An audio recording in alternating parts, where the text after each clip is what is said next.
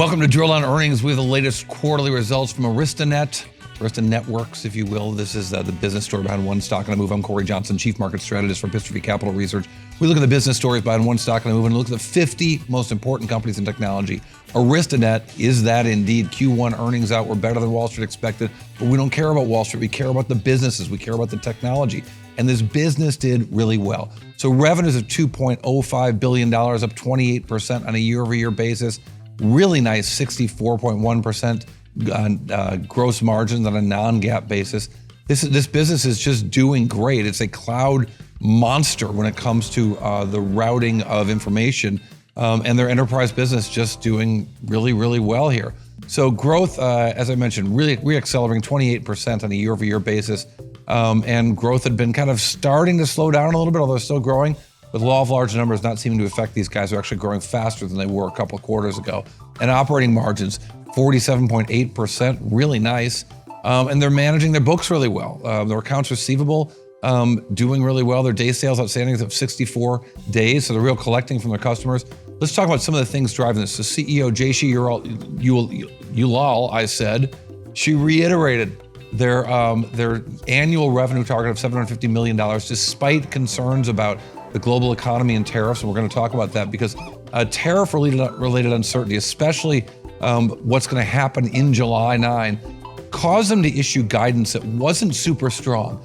They just don't know what it's going to cost them to sell their product, so they're not going to go out on a limb and tell people it's going to be fantastic because they just don't know. Their worst-case gross margin impact, they say, could be 1 to 1.5 percentage points, but that, of course, means they're going to raise prices to get there, even if they eat some of those costs. So the product deferred revenue rose to $990 million to $1.2 billion, driven by AI buildouts and 800G trials that are transitioning into production. And they got some major federal business wins that they were boasting about, as well as a big civilian campus. They do these campus rollouts of networking that are real big business for Arista. And they're buying back stock. They bought back a ton of stock in the last year, and they announced a new $1.5 billion stock repurchase program after buying back $890 million in the last quarter. So how did the stock react? Well, the stock actually sold off because of the concern of those tariff-related issues and really their mystery around what's going to happen with tariffs. Even though for the last year, the stock's up 30%, vastly outperforming the S&P 500 up in the last year about 8% as of today. This is yet another volatile day. So they're really saying that they've got real strong market share dominance kind of across the 100G, 200G, 400G, 800G Ethernet speeds in networking. And of course, they love boasting about beating Cisco. We'll talk about it a little bit, get to the drill down earnings bite in a little bit, but they love trying to beat Cisco because a lot of these people, including all senior management, came from Cisco. But a really strong quarter for them, including product launches like their Cloud Vision Universal Network Observability Platform, which they call CVUNO.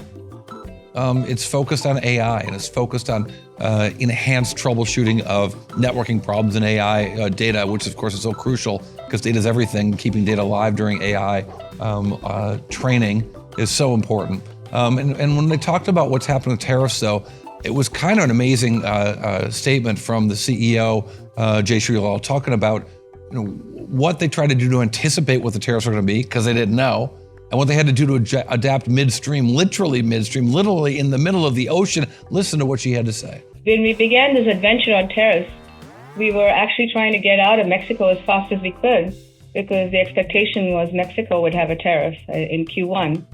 As the news came about, we literally find ourselves in the middle of an ocean trying to figure out which country to go to because the tariffs, as you know, the reciprocal tariffs are much higher in some of the Asia countries. So we're grateful for the measured approach that we do not have to deal mostly with any of these tariffs till July 9th.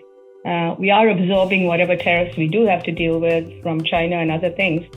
But should that change, we expect it to have some effect in our gross margins that we have taken into consideration for the year.